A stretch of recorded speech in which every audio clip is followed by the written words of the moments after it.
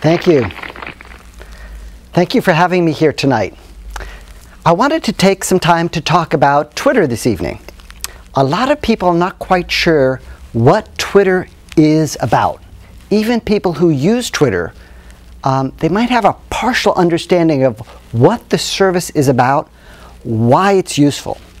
So I'd like to go over that, because it wasn't so clear to me when I first started using Twitter what the service is about and why it's useful. So I like to think of it this way. Twitter is a service that's a listening tool. It lets human beings listen to one another. In some ways, it's like a public access television show for text. So the public access television show, that was invented, the concept, it became more popular in the 1980s, where any individual in the community who had ideas to share could share it with the entire community. They would go down to their public access television station, and either they would learn the skills or they would partner with other people who had the skills, and then they could share their ideas. But the ideas were shared locally, which is wonderful. But how about if we were able to share ideas to whoever wanted to listen to us? I was just about to use the word follow, but follow is not quite the right word, and I'll tell you why. If you're walking a dog down the street and you take the dog off leash, the dog is going to follow you. But there's nothing inherently human in a dog following a human being. And we also say that the planets follow the sun. They orbit the sun. But there's nothing inherently human about planets circling the sun or orbiting the sun. So if we use the word listen rather than follow, listening is a uniquely human activity. And of course, it's a human activity with a lot of power, because when you tell somebody, I hear what you say, that means you're giving them respect. Or I'm listening to your point of view. That means you're giving them some of your time and some of your understanding. So in the Quaker tradition, they have something called listening days, where people set up a table and they just listen to one another, talk about things. And that's a way of giving respect to other people. In our very busy lives, we sometimes don't take the time to listen. Now, on Twitter, some people, when they sign up for Twitter, they don't realize that you have to find the right people to listen to. And that takes some effort. You can find the right people or the interesting people to listen to in lots of different techniques.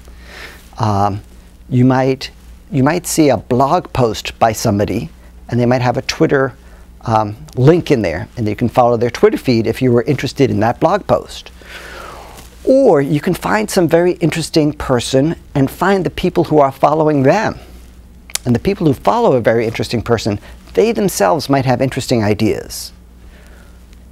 By the same token, you could take the person who has interesting ideas and find the person that they themselves follow. And then you can follow those persons that the person is following. But I much prefer using the word listen than follow. And when people are running a business, the words that they choose can make the business successful or make the business fail. Even the punctuation they might choose in describing a business, the punctuation might make the business succeed or it might make the business fail. So we have to choose our words carefully. I'm here in a public library, and this is a house of words. And when you choose your words carefully, you can communicate. And if you choose the words poorly, they can have consequences that aren't always good consequences. Let me tell you about when I started thinking about the power of words, especially used on the internet. It must have been about 2003, and I was using the free internet service called Blogger.com that Evan Williams started. He also started one of the founders of Twitter. And I noticed on the right side of Blogger, where it used to say powered by Blogger, one day, all of a sudden, that changed to I power Blogger. And that was a whole shift in the universe, where somebody at Blogger came to the understanding that without the human beings posting information to Blogger, Blogger's just a ghost town. There's nothing there. It's the individuals who are bringing the value to the service rather than the service bringing the value to the individuals. And down the road sometime, if people were to leave Twitter, Twitter would be a ghost town. There's no value to the service without the people who are tweeting. And so I'm going to make a little modest suggestion. I'm going to tell the people at Twitter that they might want to think about changing the word following and followers to listening and listeners. You know, it doesn't take that much effort to change those words. As a computer programmer, you go in there, you just change the string of text. But it would be a shift of perspective that would make more people understand what the service Twitter is about. And that could have a positive impact on the financial well-being of the company. But even more important than the financial well-being of the company, it could have an impact on how we communicate and respect each other. And that's a pretty big deal in this modern world. How do we respect each other? How do we communicate? Now, I keep hearing from people who tell me that Twitter, they feel a little overwhelmed. Sometimes there are too many tweets coming at them. They don't realize that you can read your Twitter stream whenever you have free time. And if you don't have free time, you just let the tweets go by. You don't have to worry about the tweets that you don't read. If anything is truly important, you're going to hear about it on someplace other than Twitter. Isn't that true? You'll hear about it from a friend, or you might read about it in a magazine or a newspaper. I work in a public library, and I drink information by the gallon. Other people drink information by the cup. So I follow a lot of people on Twitter, but I don't let it overwhelm me, because when I don't have time to read it, I just don't read it. And when I do have time to read it, I often find some very interesting information and ideas from the people I choose to follow.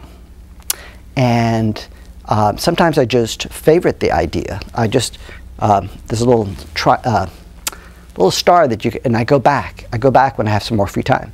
And sometimes on my Droid phone, I might pull out my phone if I'm waiting in my doctor's office, and I can be reading my Twitter stream. I used to just read my Twitter stream on my cell phone while I'm waiting for the doctor. And then when the doctor came into the room, I would put away my phone. It was maybe a little polite that way. But then I realized that I can have my phone in my hand, and that if the doctor is walking out for a minute or two for he or she to take a phone call, I can be looking at my Twitter stream, so I can fit in those little tiny 10 or 20 or 30-second times in my day. I might be reading something kind of interesting. And I find that Twitter brings great value to my life. I've really met some outstanding colleagues in other cities, and it's always a mystery, a bit of a mystery, but also not a mystery, of how we connected with each other. That there's some very smart people in other states, and there's very smart people right here in the same metropolitan area that I live in that I've connected thanks to Twitter. So I am very, very grateful for the service. I hope more and more people will consider setting up a Twitter account. And I hope more and more people think of it in the sense that it's almost like a public access television show for your own ideas, except instead of using video, use 140 characters of text. And those 140 characters of text can include a link to longer text, such as a blog post, where you can expand your particular ideas so that you're not restricted to the 140. The 140, it's almost like a newspaper headline. Remember newspapers? This is Phil Shapiro. Until next time.